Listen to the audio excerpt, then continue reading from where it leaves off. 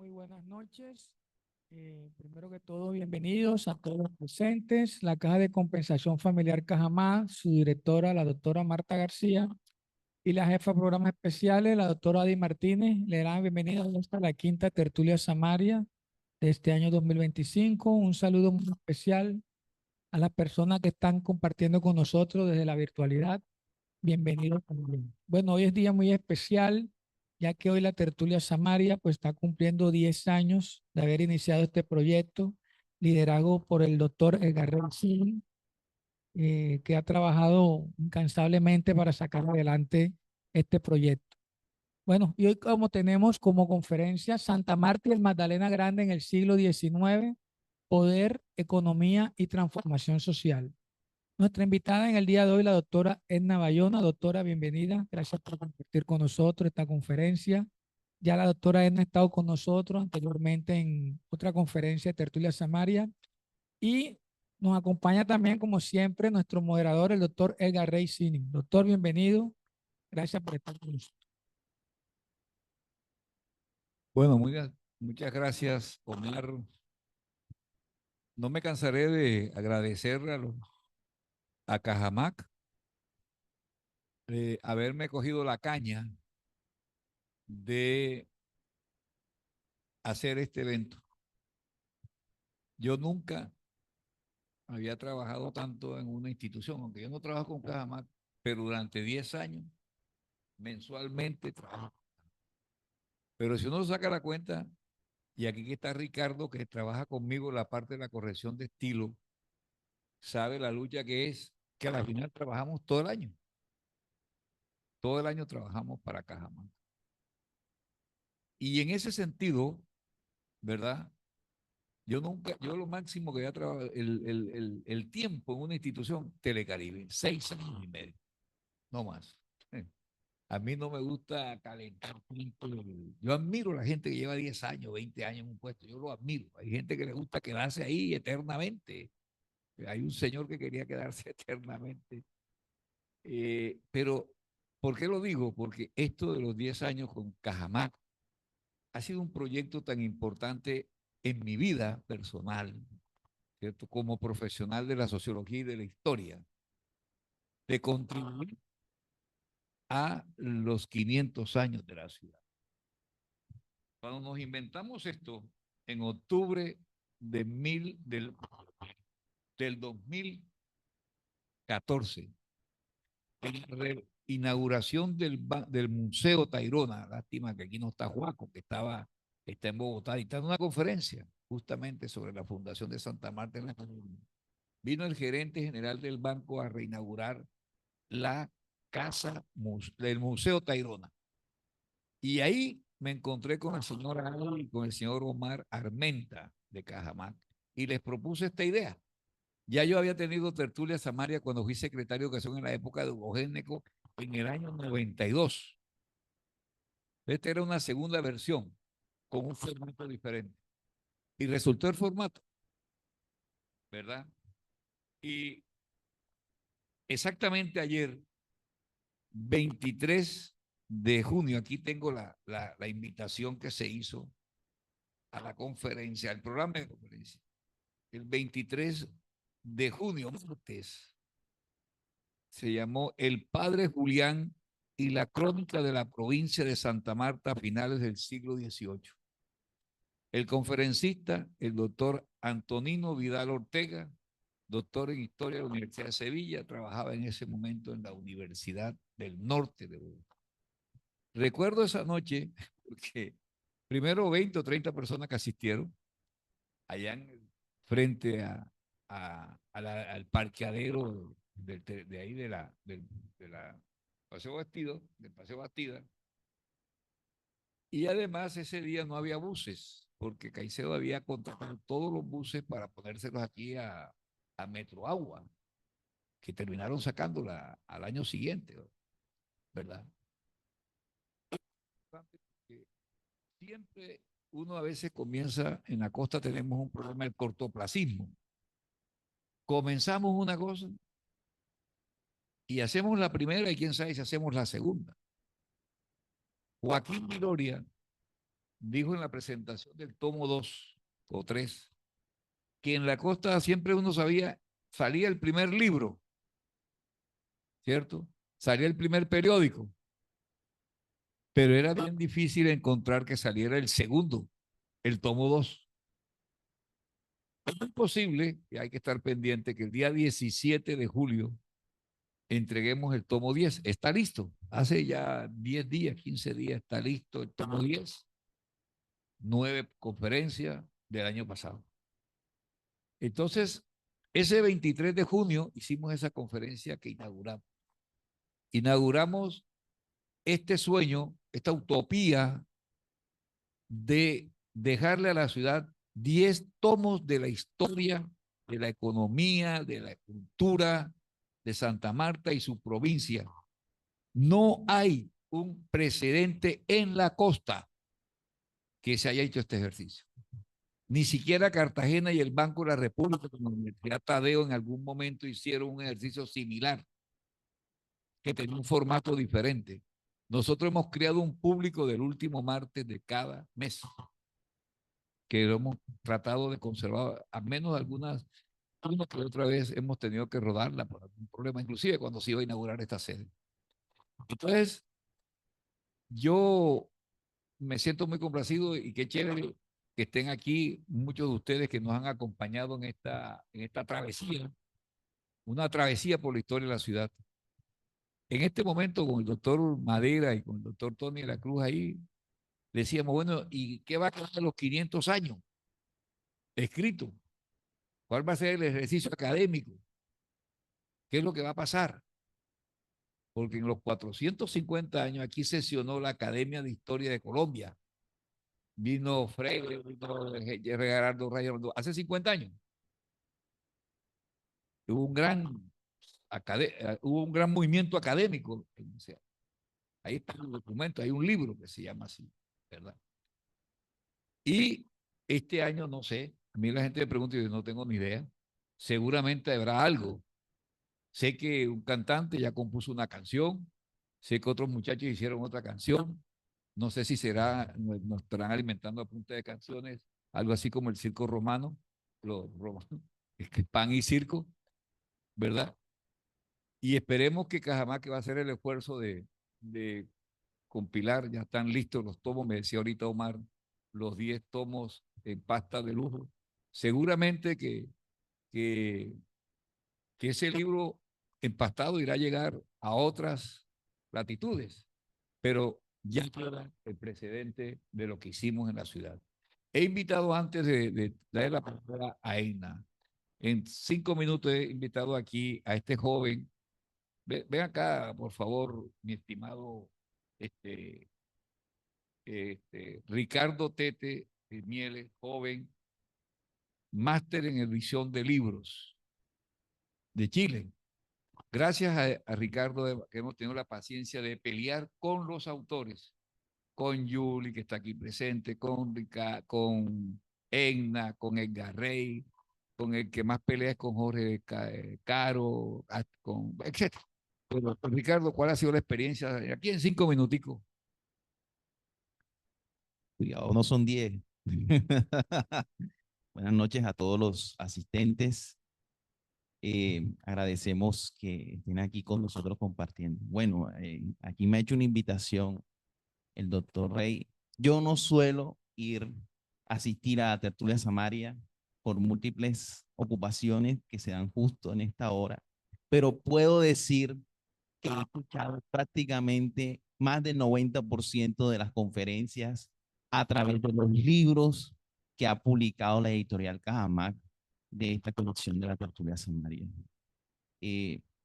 Yo entré al proyecto en el segundo tomo, ya se había publicado el primero, el doctor Rey se me acerca y me platica sobre esto y pienso que debo iniciar congratulando la excelente labor que hizo Edgar en la compilación de estos libros, que son producto de unas conferencias maravillosas y muy necesarias para la historiografía del Magdalena Grande, del Caribe y de Colombia, porque Podemos decir que Santa Marta fue la puerta de entrada de la colonización de todo el continente sudamericano.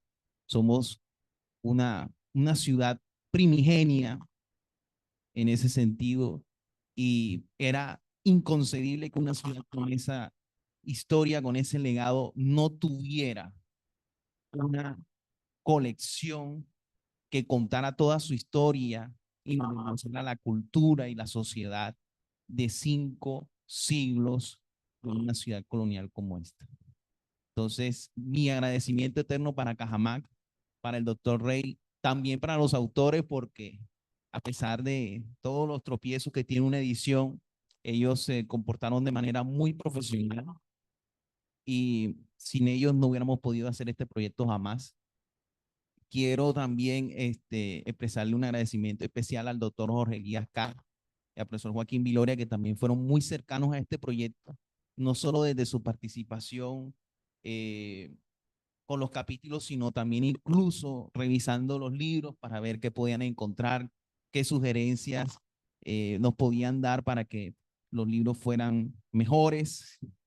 Y también aprovecho esta tribuna para rendirle un homenaje especial a Luis Felipe Márquez, que fue el diagramador que también colocó toda su experiencia para hacer estos libros, para diseñarlos en todos sus aspectos, en la tipografía, en el interespaciado, en el diseño de las portadas, con las imágenes que se le suministraban, un profesional a toda regla que también pues merece un reconocimiento por parte de todos nosotros de Cajamarca y de todos los asistentes. Gracias a él también tenemos esos libros.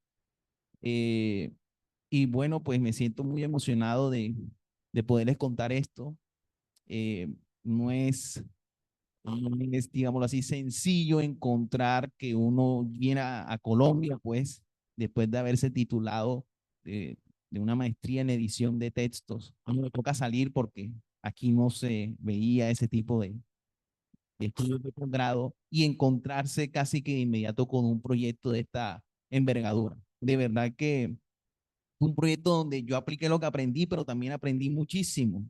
Y ese aprendizaje me lo llevo muy agradecido y espero que Cajamarca, si no es mucho pedir, eh, siga confiando en este equipo, porque tenemos muchas ganas de trabajar, tenemos muchas ganas de aportar para el conocimiento de Santa Marta y de todo el Caribe.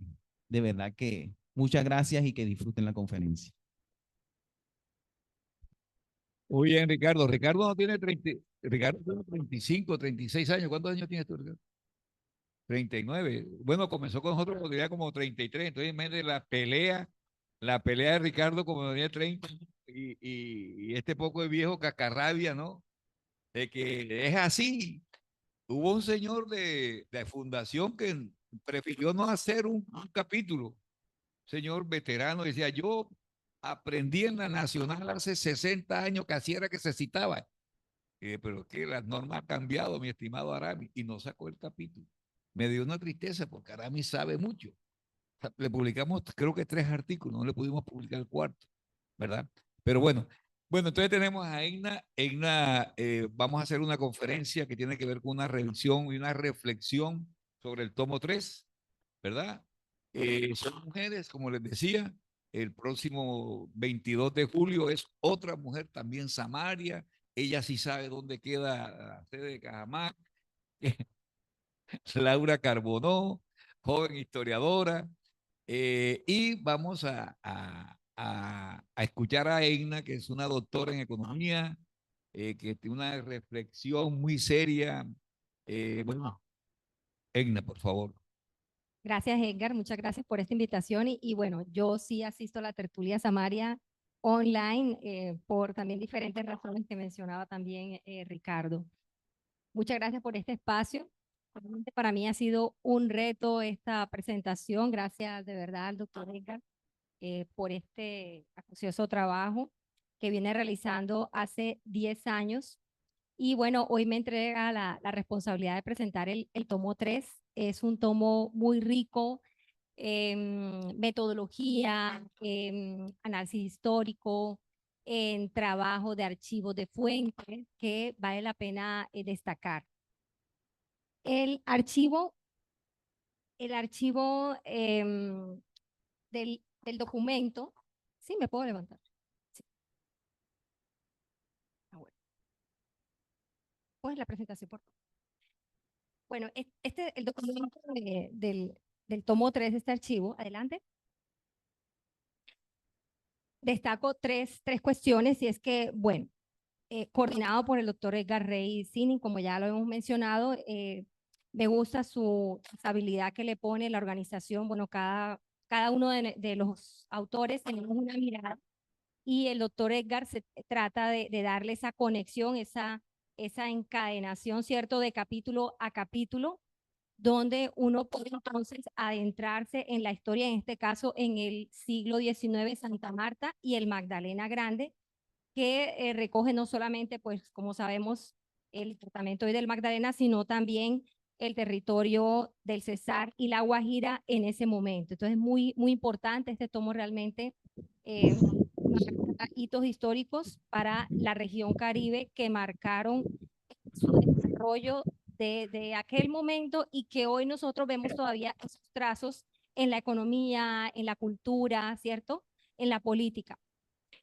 Es una obra multidisciplinaria, o sea, hay sociólogos, estamos economistas, historiadores, administradores de empresa, muy interesante. Así que se convierte en una obra, realmente considero que es obligada su lectura, no solamente para empresarios, para historiadores o docentes académicos, ustedes que están acá, sino también para políticos, para líderes sociales y para estudiantes a todo nivel. Claro que bajándolo al lenguaje, si lo queremos llevar a los niños, siempre he pensado que estas historias hay que comentarlas, hay que empezar a contarlas desde los niveles precedentes y no esperar llegar, digamos, ya al nivel superior, para que realmente nos apropiemos de nuestra historia y nos identifiquemos con nuestras raíces étnicas, culturales y políticas, y entendamos por qué la estructura económica en este caso del departamento del Magdalena hoy. Así entonces, este documento nos está entregando una panorámica socioeconómica y política que definen a Santa Marta en el siglo XIX y dejan huella. Adelante. Bueno, como les mencionaba, esta es una obra robusta. Voy a pasar rápidamente estas láminas, pero para que ustedes miren, hice, digamos, una abreviatura, traté de hacer un resumen de lo que fue de cada capítulo, de los 8 capítulos, y vemos entonces que los diferentes autores utilizan tanto información primaria, secundaria y terciaria. O sea, se nota, digamos, el gran valor, digamos, en tiempo, en procesos, para conseguir la información y analizarla. Archivos a destacar utilizados: el Archivo General de la Nación, el Archivo Histórico del Magdalena Grande, la prensa, la Gaceta Mercantil, pero también otro tipo de prensa. Por ejemplo, en el caso para el primer capítulo de Muriel Laureni, sobre el contrabando y el comercio ilegal. Sobre las epidemias, también interesante ver, además del Archivo General de la Nación, informes médicos, informes oficiales de salud, y vemos nosotros también una problemática que aquejó a la población en ese momento, y vamos a ver también cómo influyó en la tasa demográfica. En busca de nuevos vecinos, el autor nos está relatando un proceso de colonización que marca no solamente el desarrollo económico, sino también cultural, y esas mezclas que se dan en la Sierra Nevada de Santa Marta, de pobladores que venían de otras regiones del país, pero también de Europa. Puras en localidades, políticas y estrategias. Me pareció interesantísimo el documento de Adriana Santos. Nos explica entonces el papel que tenía la iglesia, ¿cierto?, en la configuración política, cómo participaban la iglesia. Y vemos entonces archivos parroquiales, la diócesis de Santa Marta, la prensa local. Los delitos del honor en el siglo XIX del profesor Adriano Guerra. El profesor, además de utilizar estos archivos, el archivo histórico del Magdalena Grande, protocolos judiciales, también En su documento veo que utiliza prensa, panfletos de ese momento que relatan, digamos, como él teje todos esos documentos y encuentra la historia de los conflictos, las tensiones políticas, sociales, y muestra la importancia de la comunicación, ¿cierto? En ese momento que no solamente los líderes, los políticos se expresaban a través de estos medios, sino también la población vulnerable de esa época del siglo XIX. Últimas celebraciones de la monarquía borbónica del doctor Edgar Rey. Aquí vemos entonces también las transformaciones también de esas celebraciones que pasan entonces a los republicanos, y vemos entonces celebraciones de la independencia, pero siguen con trazos de la colonia, como guardando la misa, haciendo procesiones. Entonces vemos también que el autor entonces revisa actas de cabildo de prensa, la Gaceta Mercantil, documentos eclesiásticos, entre otros. El doctor Jorge Elías Caro estudia el empresariado de Santa Marta en el siglo XIX, y ahorita voy a mostrarles cómo hay una conexión entre algunos de estos capítulos. El doctor Jorge analiza protocolos notariales de prensa, archivos oficiales también, Archivo General de la Nación, el Archivo Histórico del Magdalena Grande, entre otros, y muestra entonces cómo se fue configurando digamos, un tejido empresarial que realmente no tuvo éxito, fracasó en parte, pero sin embargo se mantuvo algunas características hasta nuestros días, es lo que pude ver. Y también menciona mucho, conecta mucho con el capítulo de Muriel Laurén sobre el tema del contrabando. El contrabando, vamos a ver que fue determinante para el desarrollo no solamente económico, sino también social, sostenible de la región. Las finanzas públicas del Estado Soberano del Magdalena, de Joaquín Vilori y mi persona. También analizamos estos archivos oficiales, memorias de Hacienda, y vemos el comportamiento en cuanto a los déficits fiscales que presentó la época, por falta de recaudación y alta dependencia fiscal en la época. Bueno, como les mencionaba, es una obra robusta, todos los capítulos se nutren de diferentes fuentes, no solamente esta información primaria, sino también información secundaria. Aquí vemos entonces que, digamos, por la experiencia de estos autores, entonces también se recurre a otros autores también, digamos, que estudian estas mismas líneas de investigación. Siguiente. Y tenemos fuentes de información terciarias, que son entonces los compendios de estadísticas, los mapas del IGAD, enciclopedias, que también han servido. Entonces, esto es un trabajo realmente impresionante. Cuando leía este documento, yo decía, pero wow, ¿a qué momento, digamos, se hace todo esto? Y también Ricardo le toca organizar todos estos capítulos y cómo tejer un capítulo entre otro, y cómo definir cuál es el primer capítulo y el segundo y el último. Realmente es un trabajo muy valioso. Bueno, y aquí vemos entonces en enfoques temáticos, si uno quiere clasificar estos capítulos, uno podría decir, entre economía y comercio, vemos nosotros que están esos tres capítulos, en Joaquín Vilori, mi persona, y Jorge Elías Caro, sobre el tema económico, el contrabando, ¿cierto? La dependencia fiscal. Ahora vamos a ver uno a uno. Estrategias demográficas y desarrollo agrícola, un poco también con la economía, pero no lo quise meter ahí en lo económico, porque también, además de buscar un proyecto de colonización de Joaquín de Mier, vemos entonces nosotros que la inmigración también representó un tema cultural, ¿no? Una mezcla cultural muy, muy interesante. Sin embargo, fracasó por temas de inversión social, infraestructura, que fueran favorables para el desarrollo empresarial. Vemos el capítulo de medicina y salud pública, me pareció muy interesante, realmente es un capítulo muy diferente a los demás, pero muestra cómo el tema del avance de la ciencia en ese momento significó también el hecho de que estas epidemias, el Estado, pues que apenas empezó a desarrollarse el tema de la innovación, del invento en la vacuna, cómo entonces lamentablemente la población indígena, los nativos, los amerindios, sufrieron más que los mismos europeos. Esto se debió y se produjo a partir del comercio. Y el hecho de que los nativos no tuviesen unos contactos previos con estas enfermedades como la fiebre amarilla, la viruela o la tuberculosis, hacía que pues se presentara mayor grado de mortalidad, menciona la doctora Nasli Gonear. Entonces vemos nosotros muy interesante conectar porque esto tuvo que ver mucho también con el tema pues que se devastó mucha población nativa, sobre todo los indígenas.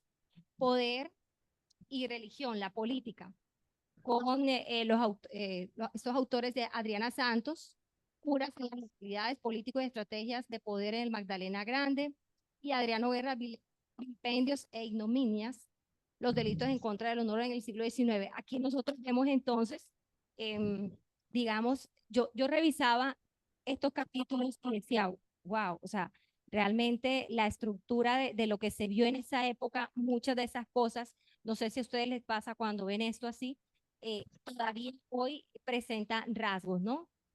Ahí vemos entonces también las tensiones políticas, las diferencias, ¿cierto? Guardadas las proporciones y todas las diferencias de la época, pero se mantiene. Entonces, muy interesante estos dos capítulos.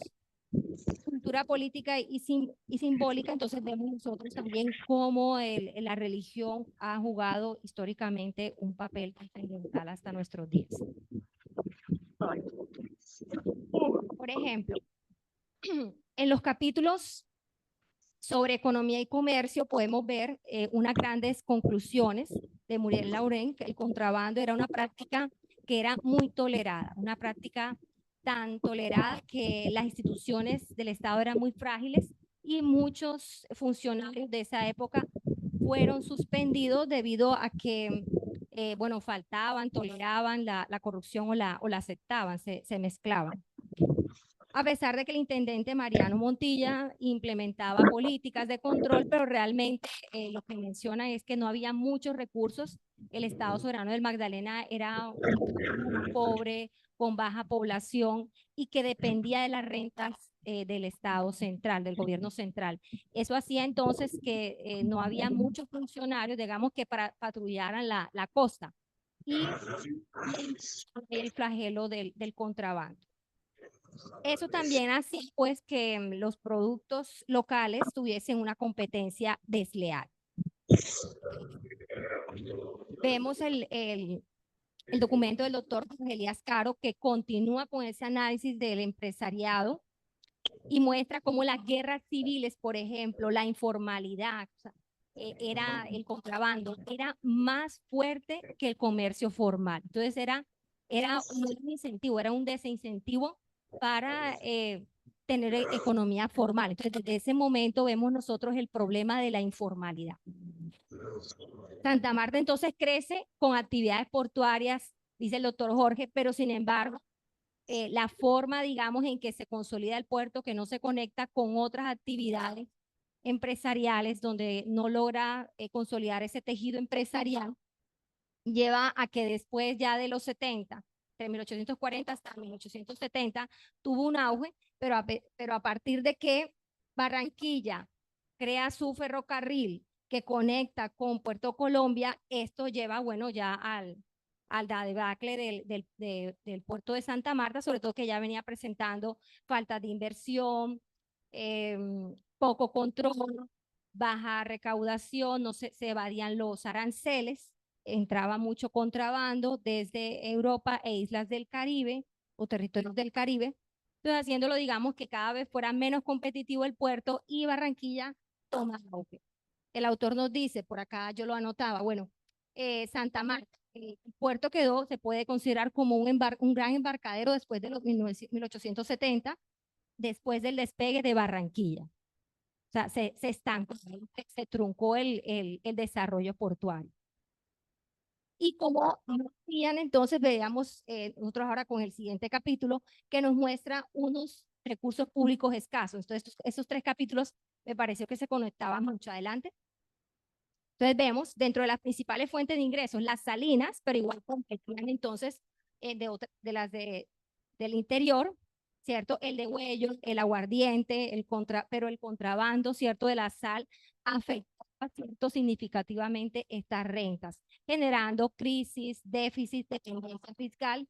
Y vemos entonces que al final, con la llegada del poder de Rafael Núñez en 1880, ante la crisis federal, el nuevo gobierno propuso entonces la centralización con la Constitución de 1886 y vemos entonces que definitivamente no se logró, digamos, esa acometida que se tenía con el sistema federal. Ahí fracasa. En cuanto a estrategias demográficas y desarrollo agrícola, veamos cuáles fueron las razones por las cuales este proyecto se puede decir también que se truncó. Hubo, digamos, un gran interés por esa inmigración, una política de poblamiento que impulsó el desarrollo económico y su impacto fue limitado. No se contaba con servicios públicos urbanos, entonces no era atractivo, digamos, la inversión. Entonces yo decía, pero suena todavía hoy, huele como si fuera también hoy, uno escucha mucho eso, ¿no? Que no nos conectamos, las regiones, los municipios no se conectan por falta de vías. Aquí entonces el autor nos relata de ese tiempo, en el siglo XIX, también cómo esa falta de inversión hacía que realmente no facilitara el comercio. Poca presencia del capital humano calificado, ¿cierto? Limitan entonces los aportes de los inmigrantes a la constitución, a la creación de empresas, pero también las guerras civiles, bueno, ahí no lo anoté, pero también las epidemias, ¿cierto? La falta de incentivos económicos y esas difíciles condiciones también climáticas, ellos empiezan a poblar la Sierra Nevada y nosotros vemos que también había unas condiciones, ¿cierto? Del suelo escarpado, no se conocían bien las plagas, las enfermedades y eso también minó en los cultivos. Acá el autor nos dice, bueno, de todas formas, una característica, y si lo vemos, Minca, bueno, produjo café, en nuestros días sigue produciendo café, pero un café, digamos, que no ha sido preponderante para la economía. Sin embargo, el banano tuvo su presencia hasta nuestros días. Nosotros vemos cómo se ha consolidado la zona bananera, pese pues a todos los vaivenes y que es un commodity que depende de choques del mercado externo. Sin embargo, vemos cómo fue, digamos, el producto que significó un cambio significativo y marcó en a lo largo del tiempo la economía. Bueno, sobre la medicina y la salud pública, entonces vemos acá a la doctora Nasi Buenaga. Entonces vemos, ella nos dice, desde Europa y África llegaron enfermedades a América y viceversa, con consecuencias más dramáticas para los amerindios. Por lo que les mencionaba ahorita, ya ellos estaban preparados, habían sufrido anteriormente de este tipo de enfermedades y para los nativos acá eran muy nuevas. Te dice, bueno, entonces que las epidemias se dan a partir del contacto del comercio. Hacia las primeras décadas del siglo XIX, la población no solo disminuyó por la guerra civil, dice la autora, sino también por estas epidemias. Sin embargo, hay problemas de estadística, dice la autora, no hay casi registros que logren decir en qué porcentaje se puede decir que alguna epidemia acabó con X población. Pero deja, digamos, como que dentro de los archivos se puede corroborar cómo las epidemias eran fuertes y acababan con la población, pero no hay estadísticas.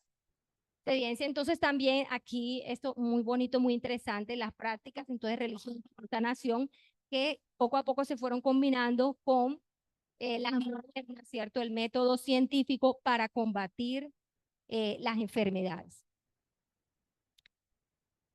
En el tema de política, poder y religión, entonces, aquí vemos tanto el doctor Adriano como la doctora Adriana, entonces muestra los curas, el clero tuvo un papel protagónico en la construcción del poder territorial, en los municipios, en las áreas rurales sobre todo, y era una institución muy respetada. Ahí la autora nos muestra también cómo era un actor político y dentro del clero también había diferencias.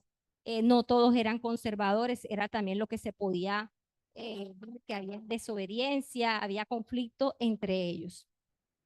Con Adriano Guerra, entonces vemos que el hecho digamos, de tener calumnias, de levantar calumnias, injurias con otras personas, esto era castigado. Entonces muestra, el autor lo analiza a partir de panfletos y otro tipo de archivos de prensa, y nos muestra entonces también esto que era muy importante para la época porque fue un medio de comunicación no solamente, como les mencionaba, para políticos, para gente, digamos, importante en la región en ese momento, sino también para cualquier persona porque eran anónimas, eran comunicación anónima, entonces también la población marginada podía participar. En cultura y política simbólica, el doctor Edgar Rey nos muestra las últimas celebraciones de la monarquía borbónica y nuevas liturgias patrióticas entre 1812 y 1830. Y el autor nos muestra entonces cómo se da la transición de ritos monárquicos a liturgias republicanas. Sin embargo, nos muestra que se mantienen algunas costumbres de la colonia todavía. Ha sido como una mezcla y nos muestra cómo también la élite participa en la organización de estas actividades como una forma también de tener cohesión social, de tener representación. Así vemos entonces, dentro de los hallazgos generales que podemos ver, es las características. Esta obra nos muestra cuáles fueron las características económicas de la región. Las principales actividades del puerto. El puerto fue la principal actividad, pero también la ganadería, los cultivos como la caña, el cacao, el tabaco, las salinas, bueno, fueron actividades también que se destacan. Y muchas eran desarrolladas por inmigrantes europeos. Vemos entonces que el comercio formal era débil y había mucho contrabando y era tolerado. Otra característica, digamos, dentro de los grandes hallazgos y que uno puede decir, bueno, ¿por qué se truncó? Bueno, además de que no había inversión, el capital humano y el financiero que llegaba, como no habían condiciones, migraban a otras regiones como al Atlántico. Entonces se iban para Barranquilla. Y así entonces, desde la construcción del ferrocarril, vemos entonces la debacle para el puerto y con ello la economía local. Adelante. Vemos los curas que son actores en la construcción política y social del Magdalena. El tema que nos muestra Adriano me pareció también muy interesante, esto de los pasquines y panfletos sobre una herramienta para expresar críticas, ¿cierto? Y era utilizada por todos los actores en la sociedad. Adelante. Vemos también entonces transformación dentro de los grandes hallazgos, podemos ver también para, digamos, decir por qué hoy celebramos de esta forma, de dónde vienen las procesiones. Aquí vemos que, digamos, que es la historia nos lo está mostrando, lo mismo en el tema de liturgias patrióticas, las festividades republicanas. Y aquí esto me pareció interesante porque creo que también se mantiene, ¿no? Las élites locales participaban en la organización de estas celebraciones como una herramienta para consolidar su poder y promover la cohesión social. Entonces muestra también, digamos, trazos hasta hoy. Las epidemias, bueno, la autora nos muestra cuáles fueron las principales epidemias que afectaron a la población. La viruela, entre 1782 hasta 1860, afectando a la población indígena y rural. La fiebre amarilla, entre 1810 hasta 1887. El cólera, que fue introducido en 1841, con más de 3.600 muertos. Ahí, digamos, nos entrega unas estadísticas puntuales, pero, digamos, se destaca el hecho de que realmente por la época es muy difícil. Bueno, en el caso cuando nosotros estudiamos las finanzas del Estado soberano también fue muy difícil porque no hay continuidad, ¿cierto? Y el hecho, bueno, del valor de la moneda en ese momento. Entonces, realmente aquí es muy valiosa esta obra porque de alguna forma los autores recogen estadísticas de la época. Así entonces voy a decir cuáles para mí fueron estos aportes. Tenemos un análisis interdisciplinario sobre el desarrollo económico y social cultural, ¿cierto? Del Estado soberano del Magdalena y puntualmente de Santa Marta. Vemos entonces aquí los autores hacen una invitación, ¿cierto? De manera directa, o yo lo veo así, sobre todo ahora escuchando al doctor Edgar Rey y a Ricardo Tete sobre la importancia y la trascendencia y hace cuánto tiempo vienen ustedes escribiendo. Estos autores revelan la necesidad que el samario debe tener y el magdalenense sobre el estudio, ¿cierto? De apropiarse, de conocer sus raíces sociales, culturales y económicas. ¿Por qué hoy la economía es así? ¿Por qué somos de este color? ¿Por qué? ¿Cierto? Adelante. Y vemos entonces, a través de esta obra, el samario y el magdalenense puede reconocer sus raíces étnicas y culturales, la dinámica demográfica, y esto lo vemos, digamos, con aquel proyecto, digamos, de inmigración, no solamente de regiones en Europa, sino entre el país, provenientes de otras regiones, por ejemplo, de Santander. Entender por qué el ritmo del crecimiento entre sectores ha sido heterogéneo, lo vimos desde aquella época, sobrevive el banano que se caracterizó a la época, pero finalizando el siglo XIX, mientras que las otras actividades no lograron consolidarse como tal. Conocer las potencialidades económicas que hasta nuestros días tenemos, sin embargo, también podemos conocer factores nos muestran de manera conjunta por razones no solamente económicas o de inversión, sino también sociales, de cultura, de control fiscal, ¿cierto? Por las cuales no se lograron consolidar. Hay un elemento, digamos, que se deja entrever, pero que no se profundiza y que podría ser el próximo estudio, doctor Edgar, y es sobre la planeación, la planificación territorial del Magdalena Grande de Santa Marta de esa época. Pienso que de alguna forma todos los autores lo están revelando, pero no se puntualiza y para mí, digamos, de alguna forma sí se muestra que había falta de inversión, pero también es la forma espontánea como fue creciendo la región.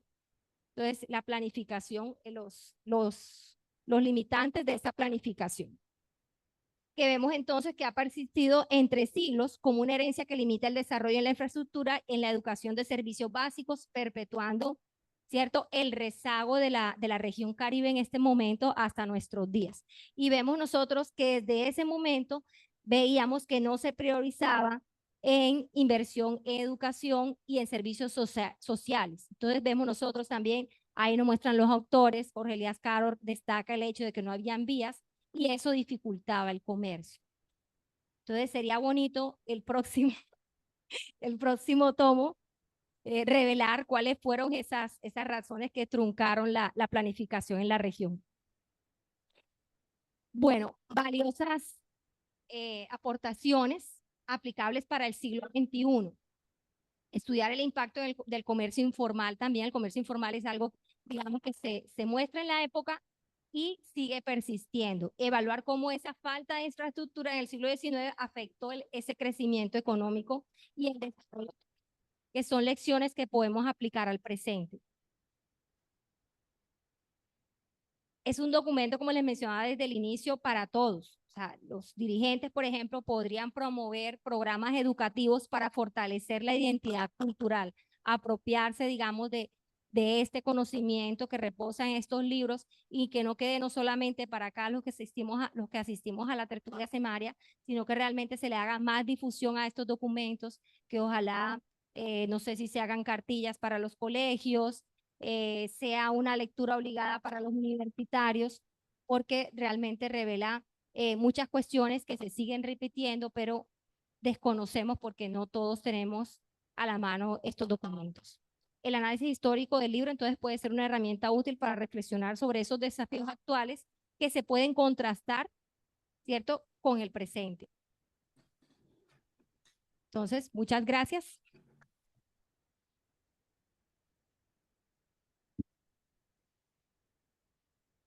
Muy bien, Egna. Siempre la meta últimamente es que tratemos de que esto nos deje picado o pullado, ¿cierto? Para seguir avanzando en la producción de estos tomos. Muchos de ustedes tienen estos libros. Seguramente la lectura ha sido de 1 o 2 artículos con una mirada personal. Sin embargo, fíjense ustedes que esta mirada hoy que nos ha hecho Egna es bien interesante, ¿cierto? Esta clasificación o esta categorización, ¿cierto? De agrupar los capítulos tratando de comprender y de relacionar uno con otro que nos puede dar una mejor posibilidad de lo que queremos hacer. Como bien lo decía Egna, cuando estábamos escribiendo, cuando estábamos elaborando el orden, el primer capítulo, yo hice el orden fue por cómo se hicieron las conferencias. Primera conferencia, Antonino, arrancó Antonino.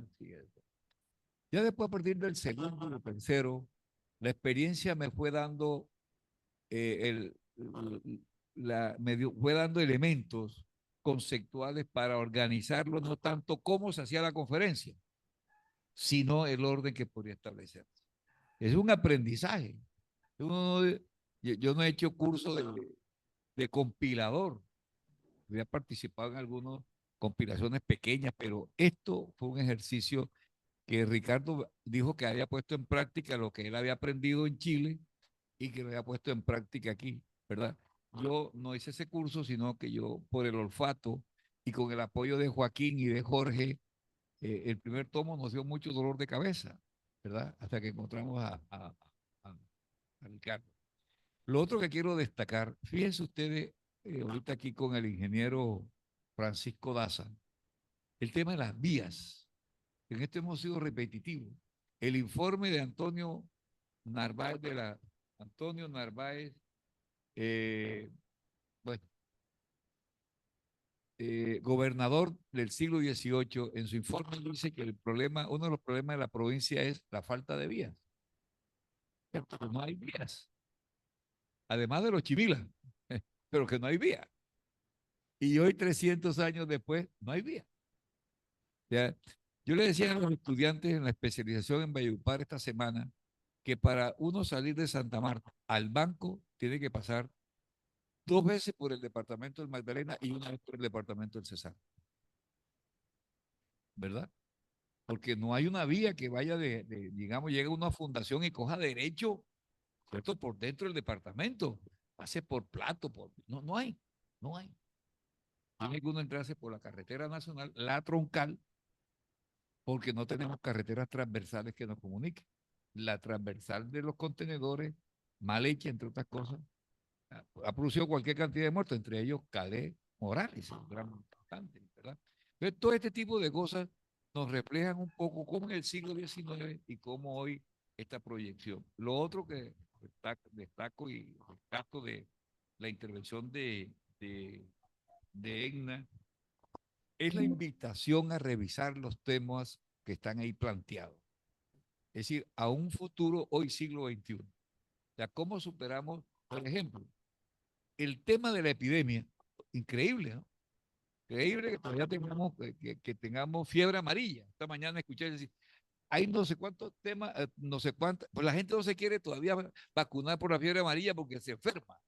Hay un trabajo allí biológico, religioso, bien preocupante, ¿verdad? Yo me he puesto las 4 vacunas del COVID y si aparece la quinta y la sexta le pongo los 2 codos, los 2 hombros, las nalgas, lo que sea. Pues uno tiene que creer en la ciencia, creo yo, ¿no? Uno no puede andar con este tipo de especulaciones. Pero o sea, la gente se muere. Aquí, la profesora Nasli Buenaga, habla de la policía, casi que hubo que organizar una policía médica de salud, porque la gente no denunciaba el enfermo que tenía en la casa. Y entonces el enfermo se moría en la casa y quería sepultarlo en la casa. Y eso estaba prohibido, porque había que sacarlo. Y cuando estaba enfermo había que sacarlo de la casa para que no contaminara el resto. Todo eso hubo que hacerlo. Hoy tenemos que la gente no se quiere ir a vacunar por la decisión. Oye, entonces, ¿en qué estamos? Hay una serie de reflexiones y ojalá el mensaje que ha dejado Egna de leer los libros y ver cómo proyectamos hacia el futuro. Yo quiero dejar allí, no sé si hay alguna pregunta, algún comentario, Antes de, sí, ya vi, antes que se vayan, eh, tenemos hoy los 10 años, la efeméride de los 10 años, el juguito es de coloso, de mora, el jugo de Gobernador mora, se le lo va a dar un tenemos diploma ahí de para miembro que honorario brindemos con su afuera, no se puede resolución. entrar aquí el Entonces es vasito, importante que brindemos vayamos allá todos, afuera por estos junto 10 años contigo y y con el doctor muchos años de esta Lácides, reconstrucción de la historia de Santa Marta. Javi y entonces, Pacho. como el Javi. doctor Lácides tiene mucho acercamiento con Daniel y con Rafa, pues mañana nos ponemos a eso. Y a partir de las 9, no sé si yo puedo pasar por ti, Doctora el Marta doctor Lácides, Edgar, sí. o lo recojo, Alguna inquietud que tengo hace o muchos que él se años. vaya para allá, para tu Yo casa, llegué aquí a para Santa que de Marta una vez hace comenzamos a hacer la aproximadamente diligencia. Pero 35 años. yo tengo que De definir la repente, situación ese de los devenir de estos pergaminos. años, pues empieza uno a observar qué pasa con Santa Marta. 300 años y todavía no hay vida. O sea, somos más antiguos que el Valle del Cauca. El Valle del Cauca fue caña. Nosotros terminamos en banano. Yo estoy Sí, sí, seguro bien, bien. que el valor de las Pero exportaciones de banano si en quieren, dólares ustedes me supera mucho, acompañan a de una vez a hacer por la mucho, diligencia, la hacer los producción, el pergaminos, valor porque de eso caña. tiene que estar mañana Hoy en día la caña al se mediodía vuelve, listo, ha sido el motor del porque eso despegue tiene, económico, tiene emigró a una industria, así, porque vamos a agroindustria, y no ha esperar que lo vuelto hagan como otro del miembro valle. de la academia, no. Nosotros no fuimos capaces aquí. Del río para allá es una cosa y el río para acá es otra. ¿Por qué? O sea, Valledupar se escindió no hace cuántos años y uno va a Valledupar y es otra cosa completamente diferente acá. Y es mucho más joven, mucho más nueva. Y digamos que las ventajas comparativas que tiene Magdalena por crece superan las de otros territorios. Las ventajas comparativas que tenemos nosotros frente al Atlántico son demasiadas. Tenemos puerto, tenemos sierra. En la sierra tenemos todos los pisos térmicos, tenemos etnias vivas, conocimiento ancestral. Tenemos las vías, es que el río era la vía. ¿Por qué? El tren, ¿por qué lo dejamos? ¿Cuál es el letargo? ¿Qué es lo que nos mantiene aquí todavía pegados casi que en la colonia? Ok. Doctor Daza. Buenas noches. Como bien decía el amigo Edgar, yo soy ingeniero civil de la Pontificia Universidad Javeriana y llevo la bicoca de 40 años ejerciendo la profesión. Ya voy para los 45. Y en la administración de Trino Luna nos solicitó que se le hiciera un plan vial, pero terminó truncado porque después él terminó con sus situaciones que todos conocen y quedó ahí el proyecto porque el proyecto era de Trino, como si Trino fuera el dueño del Magdalena. Y ese es el problema que tenemos acá. No existe secuencia, no existe continuidad. En ese proyecto, esa, conjuntamente con mi socio Eduardo Dávila, pero no Dávila de aquí, sino de Huila, bueno, del Tolima, perdón. Hicimos una zonificación del plan vial y ese documento debe estar ahí en el departamento del Magdalena y si no, yo debo tener alguna copia de lo que hice para ese momento. Aprovechando la invitación que nos hace Egna, yo creo que es necesario darle una infraestructura vial, sobre todo a partes de productividad agrícola y pecuaria que no pueden salir porque no existen unas vías, ni siquiera terciarias, que ahora eufemísticamente le llaman la Colombia rural. Pero bueno, cualquiera que sea el nombre, lo cierto es que hay una infraestructura muy, muy débil. Yo puedo certificar eso. Y podría ser una continuidad de aquí de los historiadores y los investigadores conjuntamente. La Universidad de Magdalena tiene facultad de ingeniería. Nosotros estamos aquí hace más de 12 años fuimos interventores de la doble calzada, perdón, de la calzada de la Concesión, que fue de las primeras que hubo, desde Ciénaga a Barranquilla. Duró 12 años haciendo esa interventoría. De tal manera que país o pueblo o comarca que no tenga una infraestructura vial acorde con su productividad agrícola, pecuaria, etcétera, y comercial, está totalmente llamada a perder la competitividad. Por eso nos llama mucho la atención a los ingenieros, sobre todo aquellos que trabajamos hoy en vías, las expresiones del señor presidente, que no es nada que haya que asombrarse, que dice que las carreteras de las concesiones son para que se muevan los ricos. Y ha habido, ustedes ven televisión, ven periódicos, la situación que se ha vivido en Antioquia versus la plata que le ha dejado la concesión a Río Negro, a la parte de Antioquia, y lo mismo en el Valle del Cauca, y lo mismo en el eje cafetero.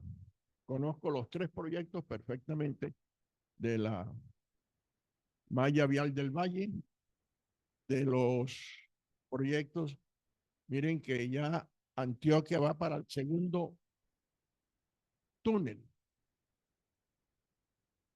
Y ese túnel del Toyo fue de la época tal y ya lo hicieron. Y ya están comenzando el segundo túnel entre Río Negro y el aeropuerto José María Córdoba.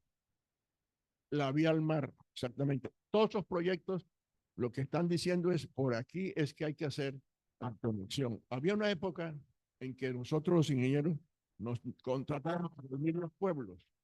Hoy se unen los pueblos, pero se hacen las variantes para evitar. Y dicho sea de paso, como interventor que soy hoy de la variante de Ciénaga, esa variante, lo que es aquí en la Ciénaga, aspiramos que se termine ahora en julio. Y a la altura de septiembre debe estarse terminando donde termina ya lo que llaman la Virgencita, que es donde vuelve a aparecer con la troncal del Caribe, ¿verdad? O sea que ya eso va a evitar que tengamos que pasar el Via Crucis de Ciénaga. Muy bien. Aquí hay más brazos. Aquí hay 3. Bueno, César, Carlos, Jorge y Álvaro. Ay, Jaime. Uy, bien. No, yo me voy a referir solamente a recogiendo el llamado que hace la doctora Edna a un tema que, pues hay deficiencia de vías y todo eso. Lo que uno ve es que seguimos igual que en el siglo XIX, con algunas variaciones.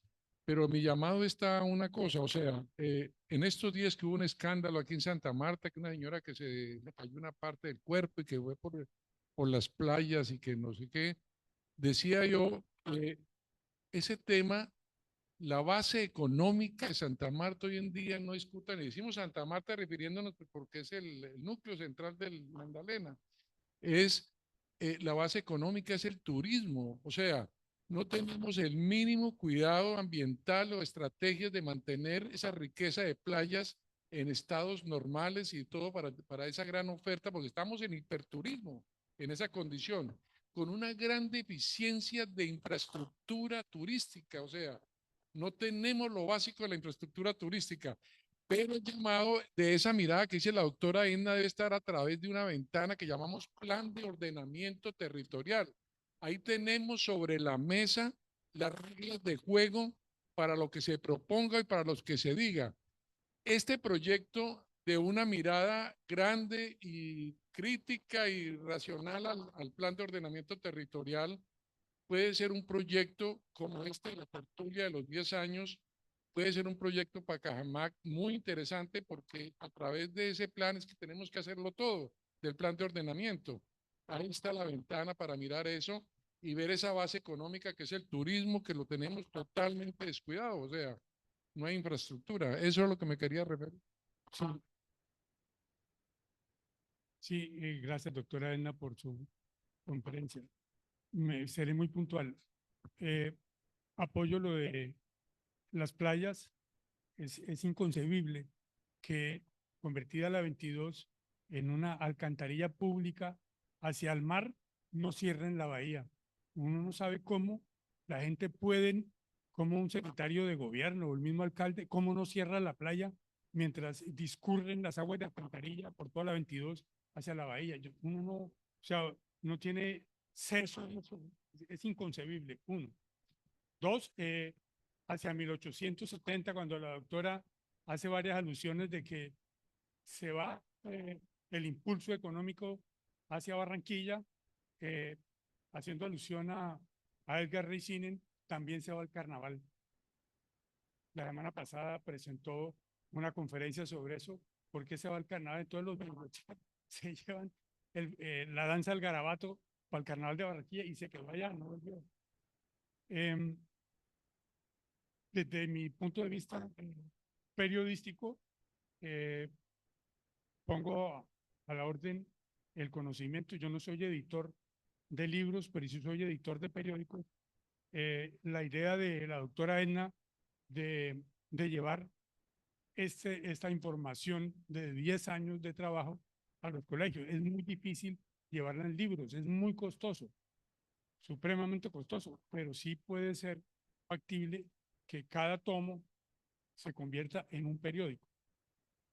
A sus órdenes, Cajamarca, a sus órdenes, Edgar, si esto se quiere multiplicar como un periódico, llevarlo a una síntesis, todo lo que usted dice, llevarlo a una síntesis, allá le pondríamos pereque a Ricardo para que nos ayude y si mis servicios son útiles, a sus órdenes. Hola, hay un cuento que define muy bien lo que ustedes han señalado aquí de esa especie de inmovilidad de 2 siglos o un poco más en el tema de la infraestructura en el Magdalena. Ustedes lo conocen muy bien, es muy famoso, es el cuento más corto que se conoce en la literatura de Augusto Monterroso. Y dice, el dinosaurio, cuando despertó, el dinosaurio todavía estaba allí. Eso quería decir.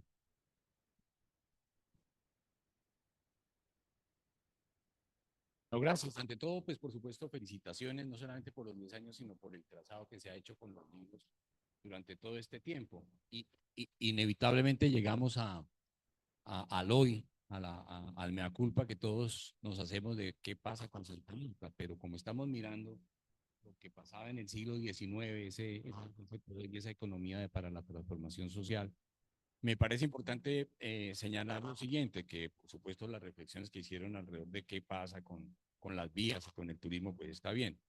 Hizo la doctora Edna una reflexión alrededor de la planeación, que me parece que lo que estamos sufriendo pues es lo que no se hizo precisamente en ese siglo alrededor de la planeación.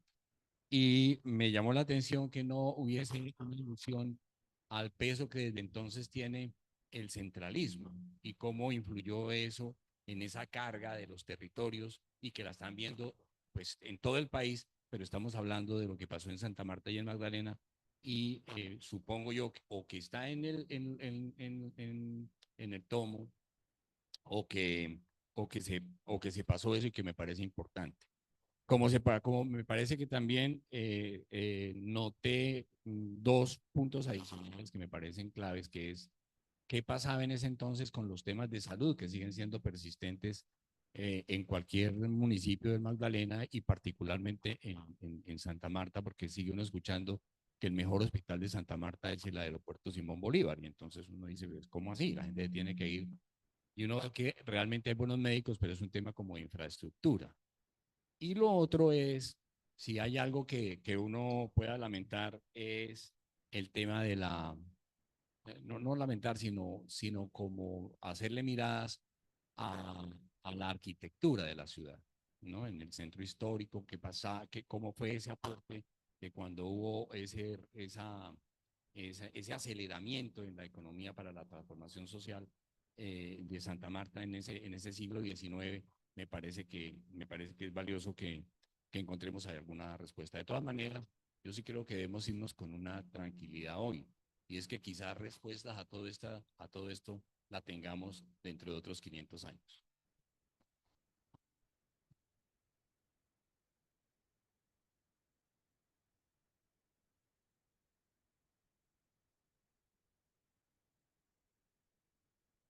Gracias. Bueno, yo creo que lo que hemos identificado como problemas, la respuesta está en que la tertulia valió la pena en estos 10 años. 10 años, 10 tomos, y Edgar sabe que los he explorado de alguna manera. Y relato algo. La mayor dificultad fue el siglo XVI para saber qué pasó allí. Pero de todo este esfuerzo, 16, del 18, del 19, del 20, del reto del 21 que propone Etna, está plenamente justificado lo que se ha hecho, Edgar, y los felicito a todos, especialmente a ti que has sido impulsor de este proyecto, porque hay una cosa que subyace, digamos, en el tema. Yo estoy hace 22 años en Santa Marta. Mi hija es Samaria, está en 11º, y en el colegio no sale a los 500 años. Es decir, la propia ciudad se limita a reconocerse a sí misma. O sea, en la escuela no hay nada alrededor de eso. Entonces yo lo que quiero decir es, muy bien la presentación de Edna del tomo 3, efectivamente hay un hilo conductor en todos los 10 tomos, y eso es una cosa muy positiva. Resalto que no nos, no nos desencantemos, al contrario, estamos encantados de todo este esfuerzo. Esto no es fácil, 10 años es un tema importante de todo esto. Gracias, Edgar. Edmund.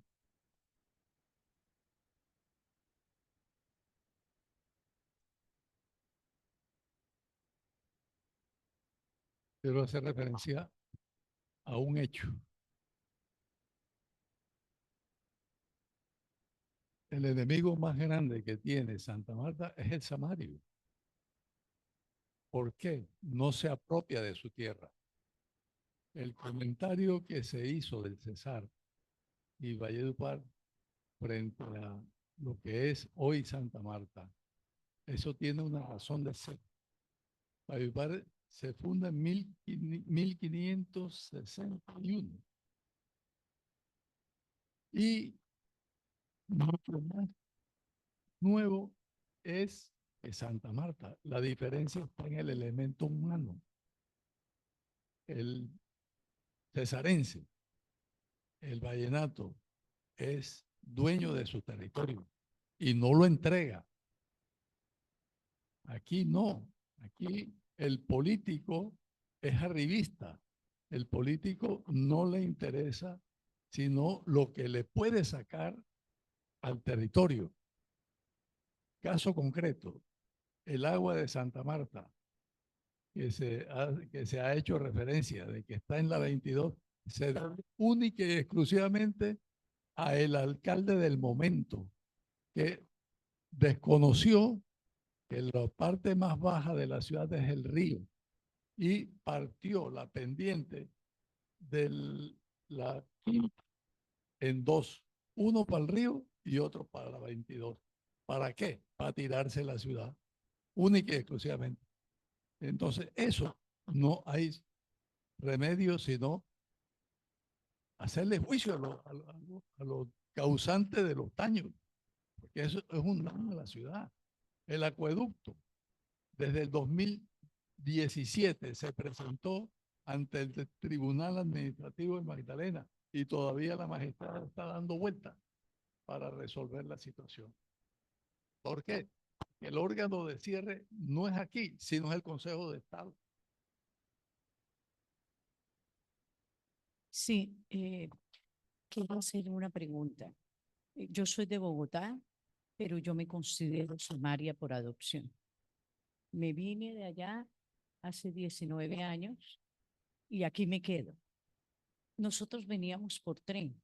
Desde los 5 años mi mamá con la familia nos veníamos. ¿Qué pasó con el ferrocarril? Entrábamos cantando Santa Marta tiene tren. Eso nadie. Yo creo que es muy importante pensar en el turismo. Cualquier persona que venga a Santa Marta queda enamorado de Santa Marta. sus playas, la cercanía, pero nos falta mostrarle una mejor. Es decir, el Rodadero está lleno, pero sin embargo las calles sucias, horribles. En este momento yo me integré a un grupo de mujeres y también sus esposos que nos llamamos Vamos por Santa Marta. Hemos estado tratando de pintar las paredes, de embellecerla, precisamente para tener algo para los 500, para julio, el 29 de julio. Pero la verdad, no hemos podido con los olores.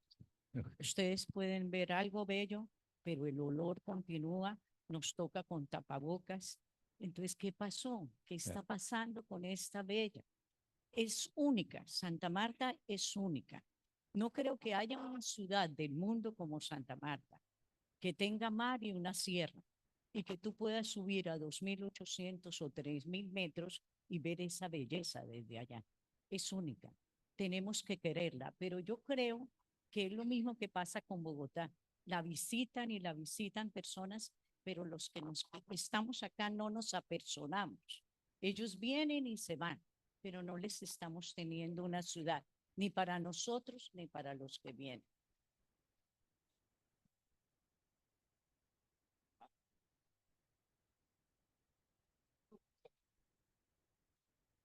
Sí. Todo. Bueno, voy a hacer, digamos, una referencia rápidamente a todo lo que ustedes han comentado. Realmente coincido con todos los comentarios de ustedes. Realmente somos dolientes, pues, de Santa Marta y el Magdalena. Empiezo con el comentario de Javier. ¿Por qué no hemos progresado? Porque otras regiones más nuevas, otras ciudades más nuevas lo han hecho. Bueno, aquí podría mencionar muchas razones y no terminamos. Sin embargo, cuando he tenido la oportunidad de leer estos tomos de la tertulia Samaria y también como economista, el tema de la planificación me apasiona y pues lo leo mucho. También estudio mucho el tema de la pobreza energética hoy en día, cómo eso influye también en el desarrollo de las regiones, en elementos como la educación, la salud. Pero empecemos por, digamos, esa génesis de qué ha pasado. Bueno, uno mira en la historia de Santa Marta, por ejemplo, cuando estábamos haciendo el documento de las finanzas públicas del Estado Soberano del Magdalena. Y lo que vemos es que al inicio había un impulso en el puerto, también en educación hubo un impulso, pero la corrupción, la falta, digamos, de fiscalización, control para recaudar ingresos propios y no depender del gobierno central, hizo que entonces las inversiones en capital humano, en obras sociales, en vías, se fueran debilitando y cada vez pues fueran mermando. Entonces, pienso que ha sido también parte de falta de inversión en desarrollo social, en servicios sociales y determinante la infraestructura. ¿Por qué? Por corrupción, falta de liderazgo de nuestros políticos. También alguien mencionaba, cuando llega un alcalde o llega un gobernador, eso de pronto seguramente en esa época pues no había la suficiente planificación y hoy que sí la tenemos y contamos con esos planes de desarrollo, esos planes de ordenamiento territorial, ¿cierto? Que también nos ordenan los ríos, vemos que sucede lo mismo, ¿cierto? No hay un seguimiento. Me gusta mucho estudiar la economía china porque uno ve China en su tiempo, hace siglos o a comienzos del siglo XX, era una economía pobre y sigue siendo, digamos, con esos indicadores. Sin embargo, las proyecciones dicen que para 2030 China va a tener las principales ciudades con mayores ingresos. Las 10 primeras ciudades con mayores ingresos van a estar en China. Y vemos nosotros que ellos tienen planes quinquenales y los planes se respetan. Cambien el presidente o no, ellos siguen con esa proyección. Entonces pienso que la continuidad a nosotros ha sido definitivo, o sea, es una talanquera. La vocación productiva, nosotros hemos estado expensos pues a a choques externos del mercado. Alguien mencionaba, bueno, Santa Marta es turismo y el banano viene de la zona rural, mientras que el comercio y el turismo, que sí es de nosotros, realmente no se ha podido consolidar, no nos sentimos orgullosos, no inculcamos eso y todo viene, sí, soy muy creyente que esto tiene que ver el hecho de la educación. O sea, si nosotros no educamos desde niveles precedentes a que miren las futuras generaciones, las potencialidades que tiene la región, entonces, ¿qué van a hacer? Se van para lo que ellos están preparando. Entonces, también para qué los estamos preparando, para que exploten estas potencialidades que tenemos o para que se vayan para otras regiones. Entonces, también tiene que ver mucho con ese tema de la trazabilidad de la vocación productiva,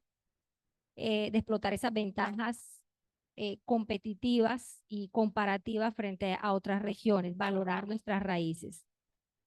El centralismo, mencionaba Jorge. Bueno, el tema sí, siglo XIX no, pero digamos, si uno sigue hacia la economía, uno podría encontrar, digamos, cuáles han sido las limitantes. Y lo que vemos es que el centralismo hace que muchas veces las rentas se transfieran sin tener una visión real de la región en términos sociales y económicos. Entonces pienso que sí ha sido una talanquera, pero como dice Edgar, no es parte del siglo XIX. En cuanto a salud, también las inversiones. Hemos fracasado entonces en el recaudo de las rentas propias y eso amarra mucho el hecho de las limitantes de inversión y de planificación. En la arquitectura, bueno, no soy muy especialista en el tema, pero sí de pronto mencionar que una de las obras que marcó un hito fue el ferrocarril entre la zona bananera y Santa Marta, finales del siglo XIX, y vemos por qué el banano entonces es el que sobrevive. Entonces, con mayor razón, vemos que es todavía el que sobrevive, y hoy entonces también se presta ahora es para el carbón. Sí, entonces también, digamos, estamos expensos a esos choques externos del mercado hoy. ¿Para qué nos sirve? Y vemos muchos puertos que se están muriendo, están ahí contaminados, subutilizados, porque muchas minas han cerrado. Entonces, pensaría que por eso insisto en el tema de la planificación del territorio. Ok, gracias, Egna. Hay varios temas que uno podría trabajar aquí toda la noche. Hay un tema, por ejemplo, del ferrocarril. ¿Verdad? Hemos visto los que viajamos en ese entonces al ferrocarril. No existía, Bosconia eran 14 casas, ¿no? Y teníamos que esperar que llegaran los vallenatos y los del sur de la Guajira llegaban empolvados, porque tenían que subir al Cerro de la Mina, Cerro Mina, la mina, al alto de la mina, porque la carretera de Bosconia, Valledupar no tiene sino 40 años, 50 años. Porque, pero el tren se lo robaron los colombianos. Eso no es todo Colombia se robó el tren. Y por eso es que no hay trenes en Colombia. Realmente, se dice, de pronto lo sepan más los economistas, en ningún país del mundo el tren funciona, es rentable. Los trenes son subsidiados por el Estado, porque realmente, yo decía, nosotros no tenemos loma, de aquí a Valledupar, 1 hora en un tren, pero hay que coger la carretera. Sí. Ayer. Entonces hay un tema bastante complicado que Igna ha tratado. Hay unos temas, por ejemplo, que van a verse en el siglo XIX, la segunda etapa. Acuérdense que este tiene 2 tomos, el siglo XIX, y es el próximo 22, anoten, 22 de julio, aportes sociales, culturales y económicos a la ciudad de Santa Marta en el siglo XIX. Y este es bien interesante, lo va a hacer Laura Carbonó, que es el tomo 2 del siglo XIX. El siglo XX es donde vamos a encontrar mucho desarrollo por una razón sencilla. Tenemos plata, United Fruit Company. Antes no teníamos plata. Y como decía Egna y la profesora Muriel Lauren, es claro, las rentas se las robaban en la tesorería, por eso se llama corrupción, ahí está el tema, ¿no? Es un tema delicado, es decir, desde antes, y el desorden en la renta Egna y Joaquín revisan en el siglo. Es importante, y esto es tema de Joaquín, es el problema de la colonización hacia Perijá y hacia la Sierra Nevada de Santa Marta. Y en el caso de algunos, fíjense ustedes, ahorita Jaime acaba de decir, Valledupar, son por los españoles en parte, son por los santanderianos. Y si en la costa hay un buen pan, es el de Ocaña que se hace en Valledupar. Los bandidatos no saben hacer pan, lo que hacen es los ocañeros, ¿cierto? Y porque Ocaña fue una ciudad importante, tuvo su propio cable aéreo, empujado, ¿verdad? Le tienen la Universidad UD, allá en Valledupar. Entonces, hay unos temas que nos complican, pero hay unos temas que sí me parece que es la reflexión sobre lo que viene. Entonces, los invito, posiblemente el 17 de julio, un jueves, vamos a presentar el tomo 10. El 22 es la conferencia del mes de julio. ¿Por qué el 22? Porque el 29, el martes siguiente es el 29. Y ese día pues habrá mucho concierto y baile, ese tipo de cosas que es lo que están pensando. Entonces los invitamos, muchas gracias por venir, los invitamos a tomar el vinito, que en este caso es el jugo de mora, y una foto que voy a tomar aquí. Vamos saliendo y ya nos espera el juguito de mora. Bueno, muchas gracias a todos por participar de esta conferencia. Gracias a las personas que estuvieron conectadas de la virtualidad. Y bueno, lo invitamos aquí a hacer un brindis afuera.